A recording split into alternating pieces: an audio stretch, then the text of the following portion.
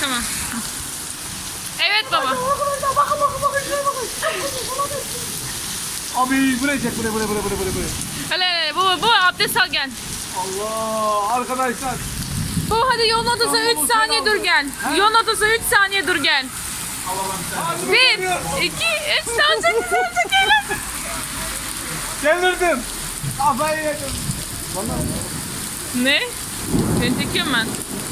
Baba gök gülüyor gel. Allah. Ve eşhedü enne Muhammeden abdühü ve resulühü.